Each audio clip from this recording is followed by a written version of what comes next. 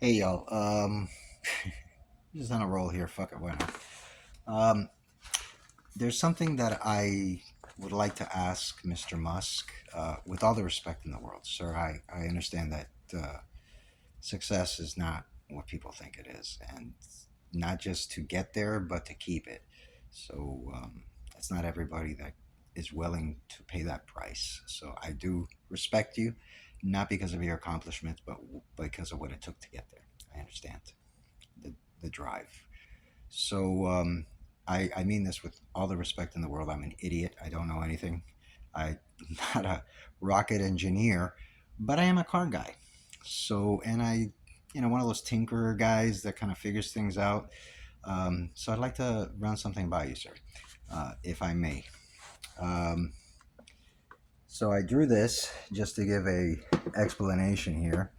There we go. That's how it should be. All right. So here on yeah, this may not work. All right, so here, okay, so I don't know how a rocket engine works, but I do know what a turbo is.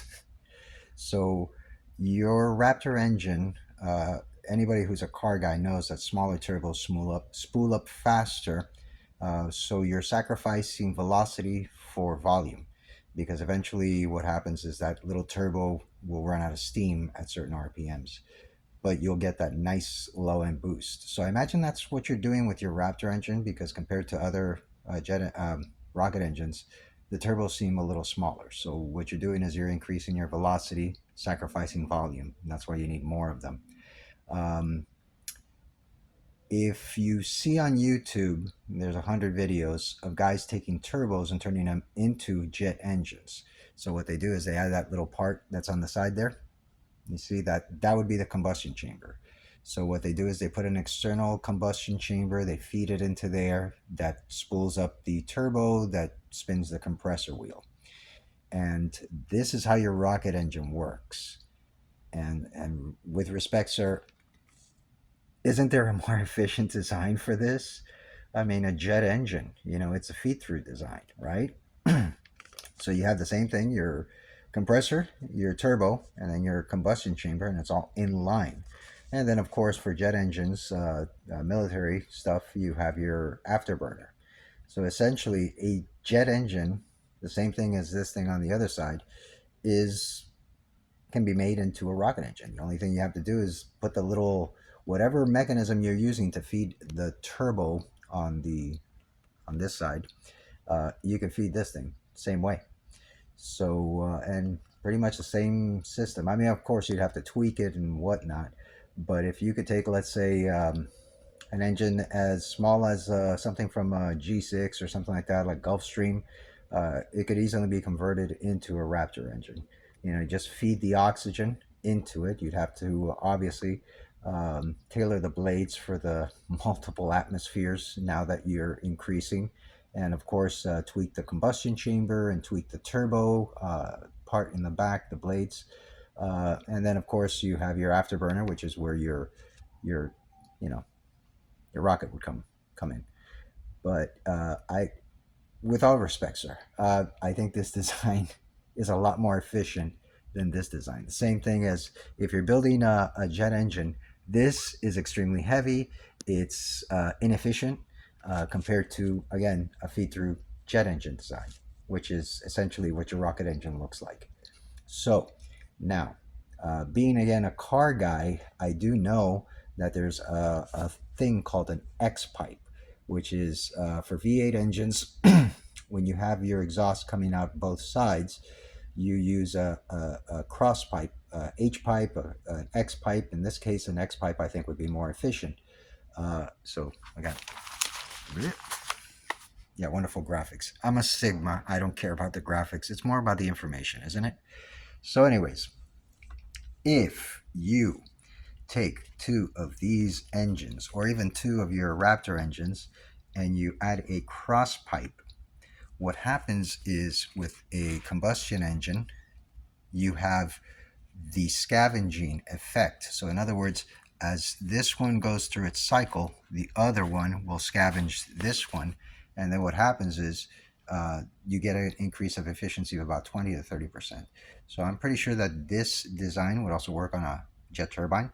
So if you have two turbine jet engines and you put them with a cross pipe, technically, I mean, if I understand everything correctly, and it does work the same thing as a combustion engine, you'll gain about 20 to 30% efficiency because each chamber will scavenge each other. So while one is the combustion cycle, the other one, it'll feed through. So, and it would be pretty cool because I mean, your company's X, right? So yeah, just add a X pipe to your Raptor engines, and you should have a 20 to 30% increase in your efficiency from these. But if you go with this design, you're going to get 20 to 30% plus this design, another 20 to 30%. So a feed through jet engine. Now, if you really wanted to get crazy, you could use like a F-35 engine and turn it into a rocket engine with its afterburner already in it's there. All you have to do is just tweak it. Or you can really go freaking crazy and get a GE90 out of a 777, convert it into an afterburner, and turn that into a ginormous rocket engine. But again, I understand that you're going with something smaller because you want to increase efficiency. I know this might seem, uh, like, why? Why would he give me this information? This is all obsolete, sir. I mean, to get to Mars, you have to create a logistical chain, much like Amazon. Like Amazon is huge, and you have all these trucks going out and going from the factory and going back and forth. Sir, you're doing that with a Model T. This is first generation stuff, and you're trying to build an Amazon type logistical chain with a technology that's pretty much equivalent to a Model T. So if you are interested in something that's going to be a little bit more efficient than this, you want to get into, once again, your Tesla. It would be the comparison this between my other idea, which, like I said, this is obsolete. So I don't mind telling you about this. Um, if you want to basically Tesla the logistical chain to be able to get to Mars, you let me know. I'll run some ideas by you. I am an out of box thinker. We have similar personalities. I'm also a Sigma personality, so just get ready for that.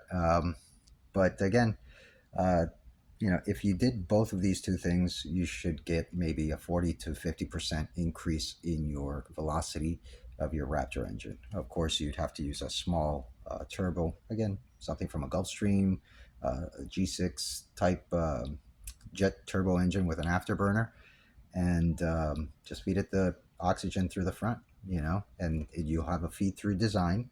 And then if you put two of them together and put an X pipe, the resulting waves will scavenge a little bit more out of each cycle as you're going through your, as the blades are spinning and stuff.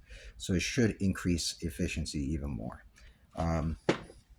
Would love to have a conversation with you. I think you're one of the few people that would understand me. Anyways, I hope that helps. And again, if you want something a lot more efficient than the Raptor engine, just let me know. I think I'm onto something. The key to figuring out how to create a warp drive is if you can substitute space for, let's say, something like a fluid, like water.